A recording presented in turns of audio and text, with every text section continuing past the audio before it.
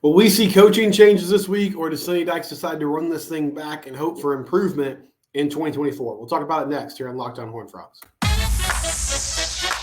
You are Locked On Horned Frogs, your daily podcast on the TCU Horned Frogs, part of the Locked On Podcast Network, your team every day.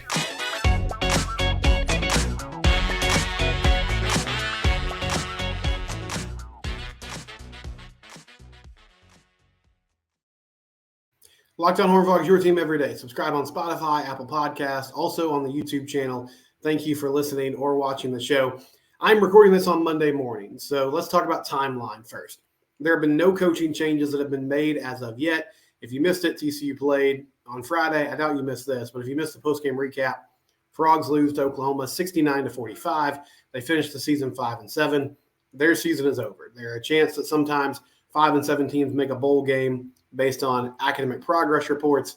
TCU did not qualify based on their APR. Also, there's, just that's also determined by how many bowl eligible teams there are. So anyway, bottom line, Frogs aren't going to play in a bowl game. They didn't get to 6 wins.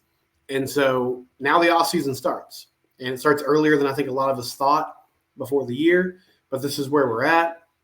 And the question that I kind of threw out there, or I asked the audience, I said, hey, what changes do you want to see? Or what do you want to see TCU prioritize throughout this offseason? And many people said coaching changes. Some people are more specific, some on the defensive side of the ball, some on the offensive side of the ball. But the majority of folks seem to land on making a change at defensive coordinator. It's Monday morning. Nothing's happened yet.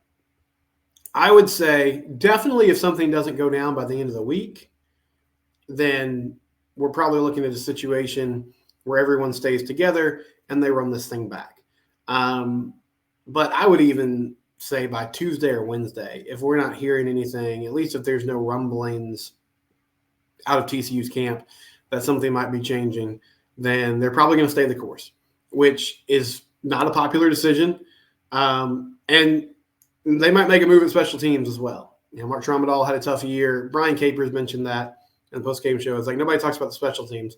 Well, I'll talk about it. Yeah, the punting situation wasn't great. Now, Jordy Sandy has done good things at TCU. I wish him the best. He's going to move on now. And he was fine. I just think, he didn't flip the field maybe as much as we thought. A guy who was, I think that was his third full year punting the football. Griffin Kell struggled. Now, part of that was the offense put him in bad situations, and he was having to kick long field goals a lot.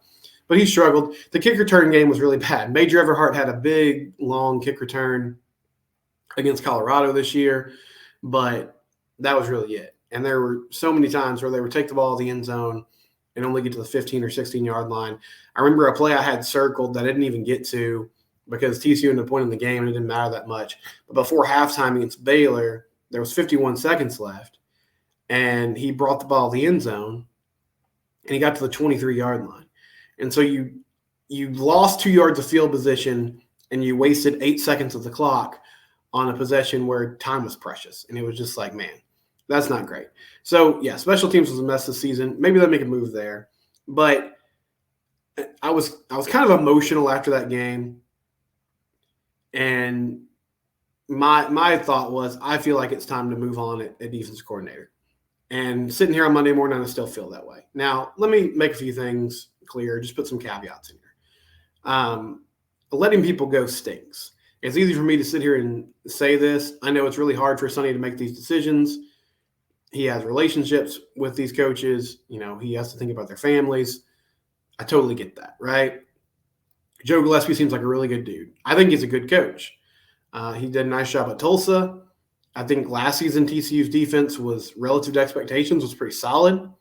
This year I had higher expectations for them. They had so much experience coming back, and they've been inconsistent at best. I feel like they had some good moments. There were weeks in the year against like West Virginia and Iowa State where the offense was struggling, where I felt like they kept them in the ball game. But the general theme over the past 2 years, and we now have 27 games of a sample size with this defense and this scheme, is that teams that have weapons and that have good quarterbacks have just picked this defense apart. You look at the second half against Michigan last year, obviously what happened in the national championship game, this season against Colorado, against Kansas State, against Oklahoma, against Texas in the first half. I mean, they gave up 62 points against OU. The final score, OU scored 69, but there was a pick six in there. They forced one punt. They forced one turnover. That was it. And it wasn't like the point of this kind of conservative 3-3-5 system that they run is to limit big plays, keep things in front of them, and force offenses to methodically go down the field.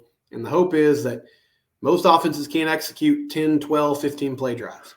Or once they get in plus territory, once they get in the red zone and the field shrinks, then you can make things happen.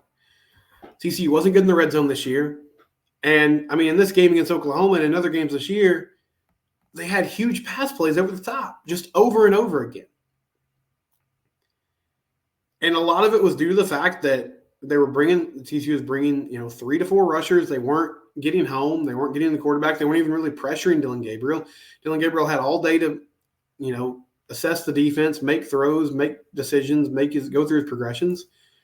And eventually receivers were coming open. And part of that's a personnel issue. I mean, I think it's been pretty obvious over the past few years. Teams have figured out if they isolate these safeties and linebackers in one-on-one situations, then they can make things happen.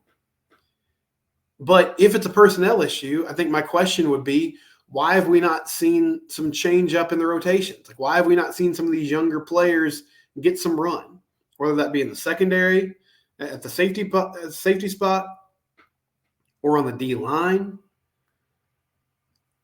Give Avion Carter a chance. Give Marcus Steele a chance. Now, I know, like, the coaching staff would probably say, well, you're not there at practice. These guys aren't ready.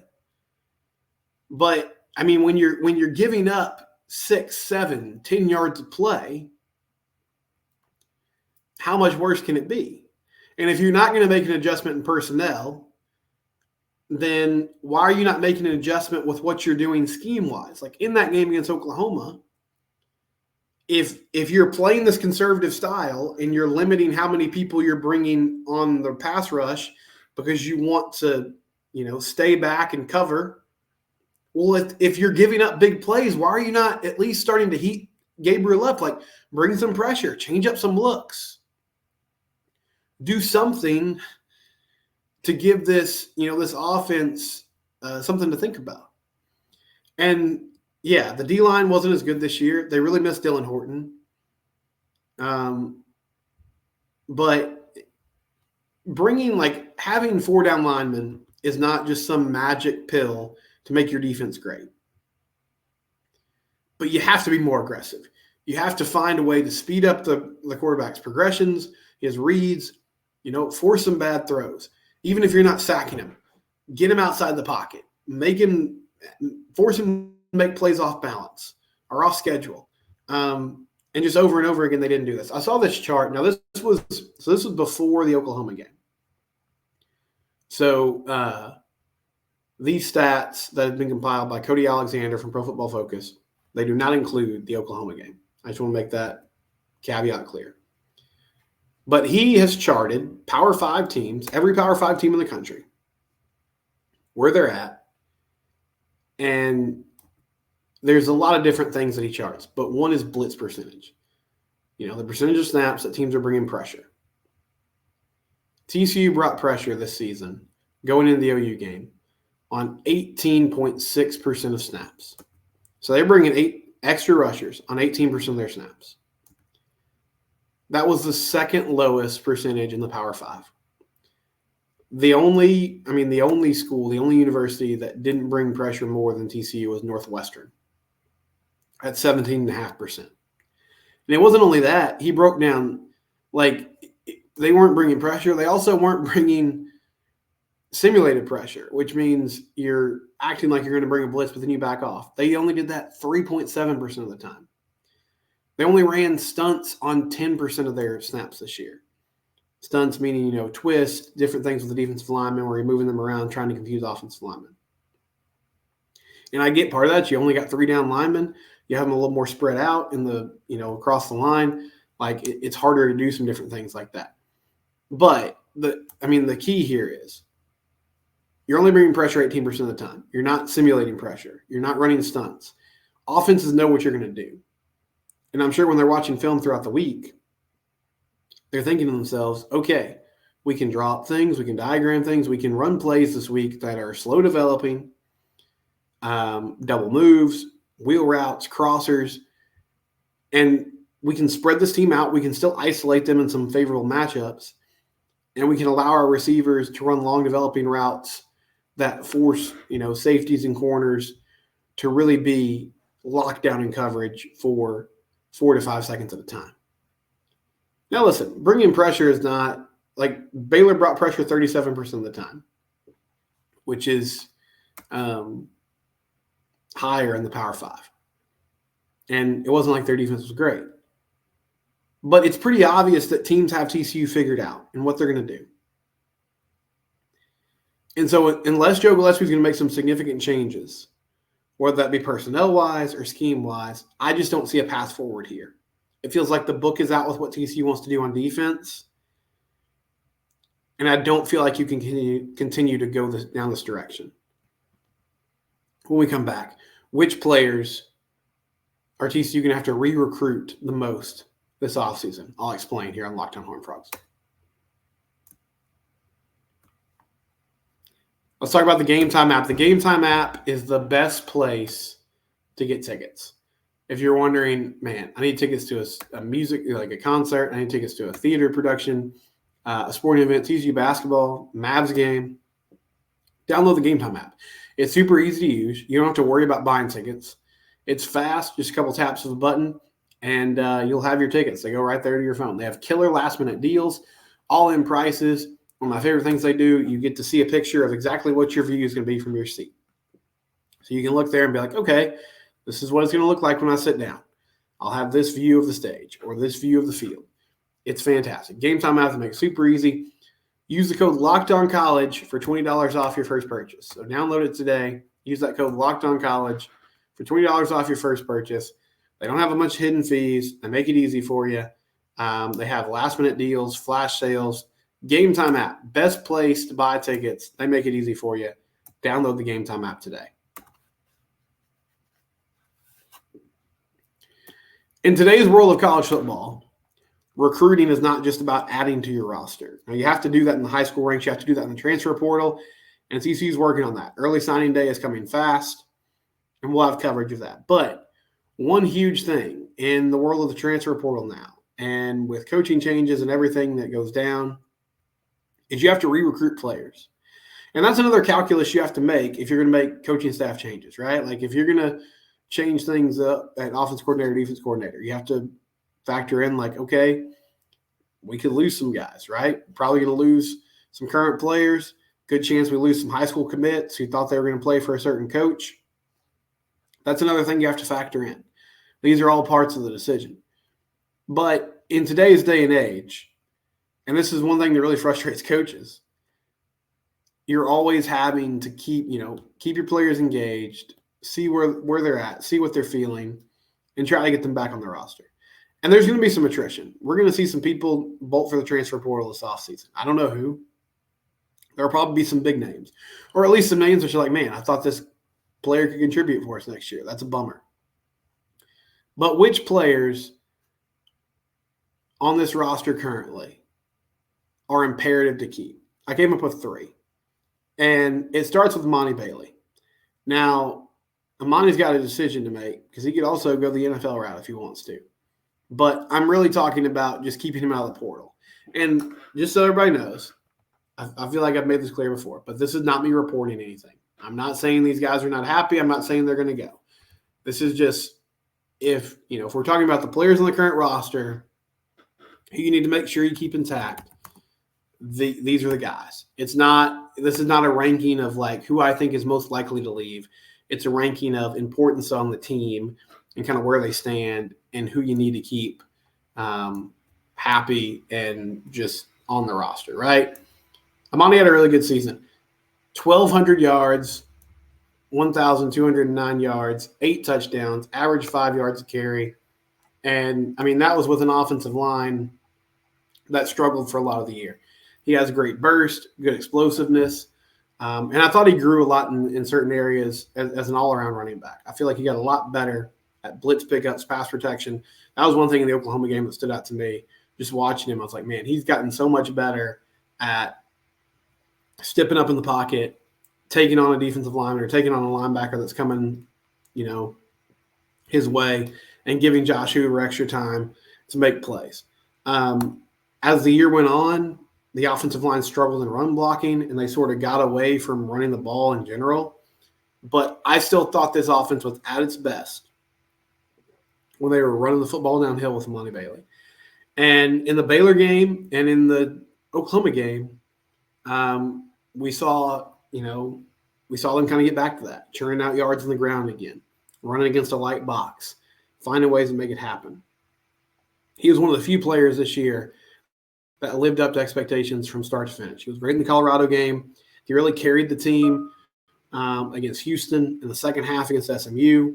He sort of steadied the waters early in the season, and they were still struggling in scoring territory, but they were at least able to move the chains and get first downs and get moving down the field because they were able to run the ball successfully. If Amani comes back next year as your bell cow running back, then I feel really good about that. Not sure exactly who the QB is going to be, but I mean, I think it's just going to be a good offense with him at the helm. Now you're replacing basically your whole offensive line potentially again, and so that's going to be part of this, and that's going to be tough. But the effort, the intensity, the swagger he brought to the field, I thought Amani Bailey was fantastic this year, and in my mind, he is person number one that you got to keep in the fold going into the offseason. I'm going to go on the defensive side of the ball, and I'll go with Dominic Williams.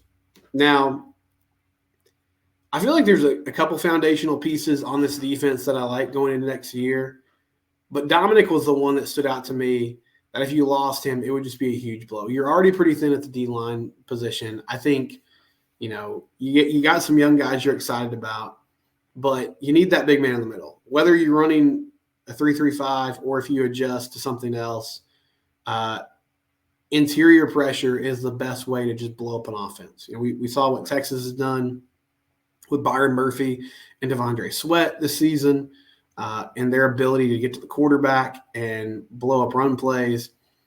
If you're going to be solid up front, I think it starts with Dominic. And he was so good as a freshman. I think this year a little more understated, but still a really good player, someone who in year 3 should grow a lot and develop a lot into a great player.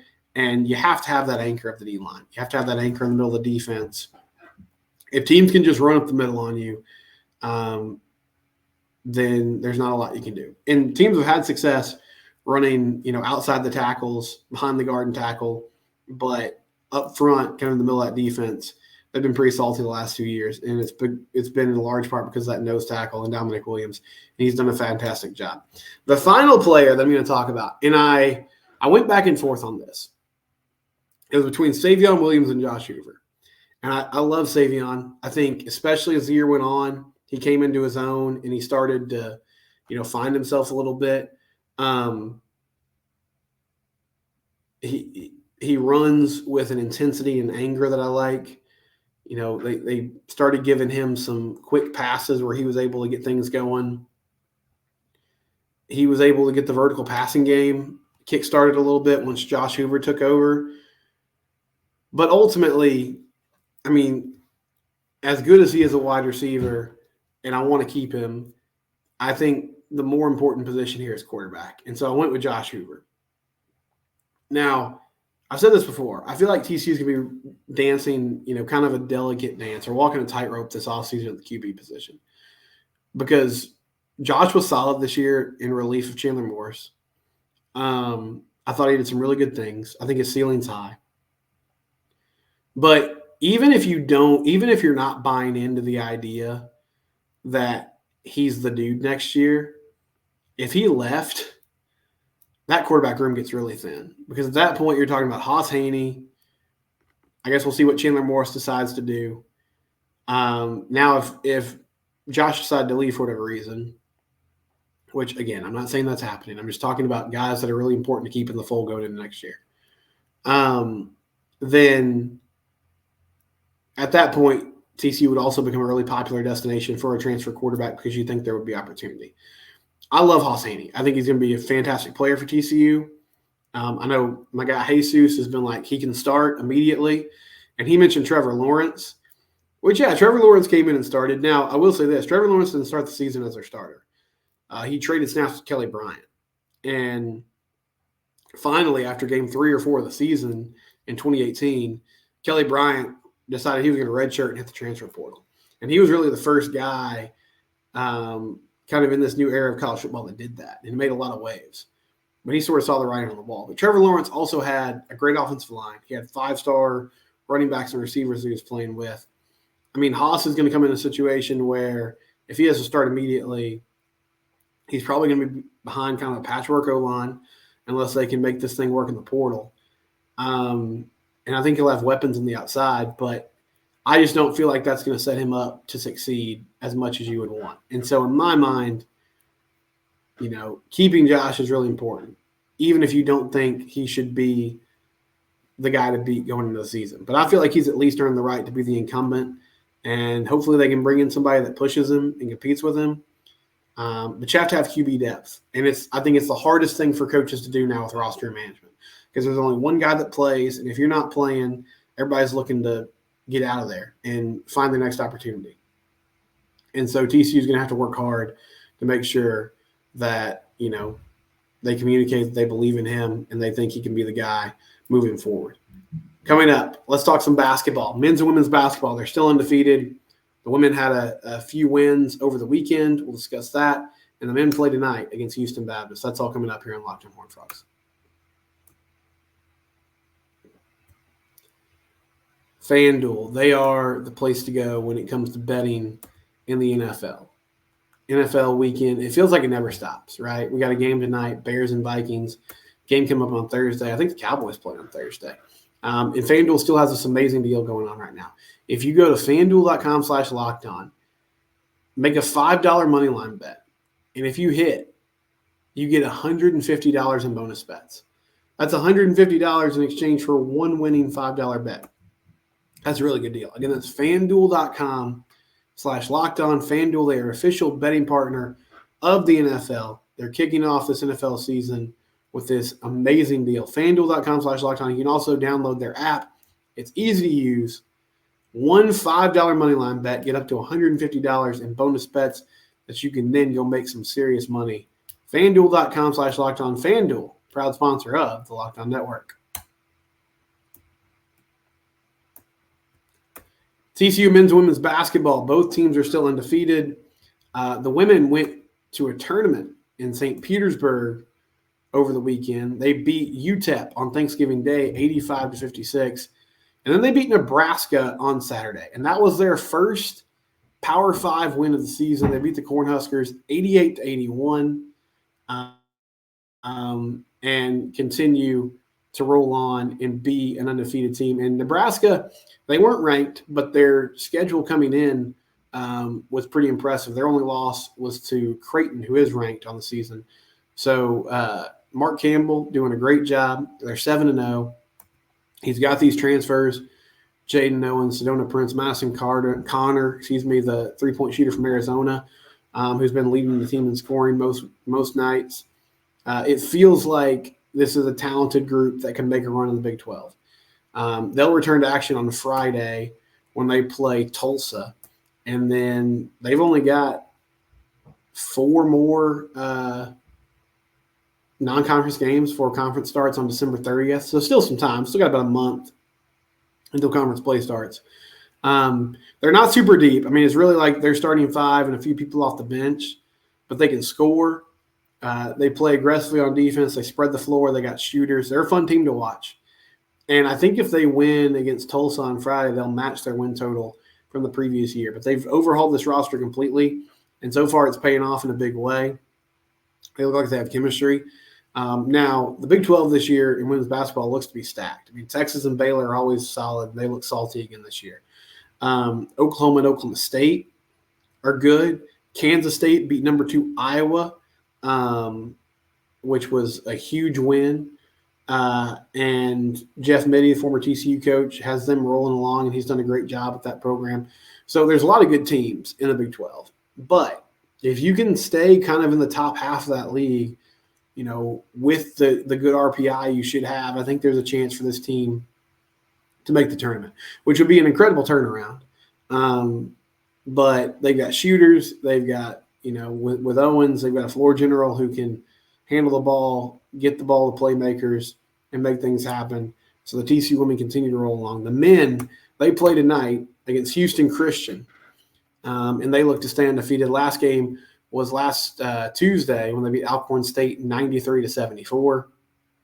So they play Houston Christian tonight, and then they get Georgetown on the road on Saturday, December 2nd, and then Clemson on the road on Saturday, December 9th. So they'll start playing some Power 5 opponents. And I'm really excited to see, one, just kind of how this rotation, if it shrinks a little bit, if it slims down when they start playing better competition. Jacoby Coles has been fantastic. Jameer Nelson Jr. has been great. Micah Peavy's improved a lot. Emmanuel Miller's been consistent. And then off the bench, like Avery Anderson's been a factor. Trey Tennyson has been somebody that they really like and can score some points. Chuck O'Bannon has given them quality minutes. Xavier Cork has given them some quality minutes. So I want to see if they can figure out some things with Ernest Uday, because he hasn't been super involved, Jay. He's been in a lot of foul trouble. And then which players does Jamie trust in crunch time when they start playing these better teams? They play Georgetown, Clemson, Arizona State back to back. And so we'll get a better feel for what this team looks like over the next few weeks as they get ready for that gauntlet that is Big 12 basketball. I'm going to try to get Andy Patton on from Locked On College Basketball this week, and he'll talk more about this team. We'll have coverage of the football and basketball team all season long, all off season long too with the football team. It's Locked On Horned Frogs, your team every day.